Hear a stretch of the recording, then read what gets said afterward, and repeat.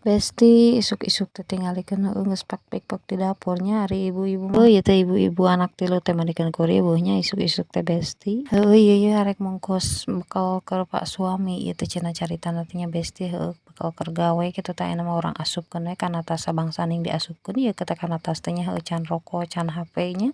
Geus puguh meureun eta teh tah si bekalna masih kejo nya tah heueuh kejo teh sangu nya Besti bisi teu nyaho mah. Tuluy ieu teh Besti arek ngelapan heula kompor tadi geus meresan piringnya Besti da ieu teh geus aradina sakola geus init gawe kitu rada jongjon di imah teh nya ari beberes. Sapukeun ieu teh nya Besti sing bersih eta teh da kasur teh rek diangkatkeun teh si bocil masih kene peureum tadi teh heueuh mentakan keneh urang sapukeun heula we soalna ieu teh rada rusuh beberes. Kunaon cenah make rusuhnya beberes teh heueuh pan ieu teh arek ulin caritana teh nya tadi teh aya nu nelepon arek neang cenah nitah nganteur ka kota carita namanya. Ka kota teh lain arek nanaon arek nganteur balanya anu keur babawaeun ke kawin si Amang cenah Besti. Meh dangdan ena mah urang poekeun heula ieu karpetnya heueuh mending geus buyeng katingal ieu teh sugan we empuk deui geus dipoekeun nya Besti.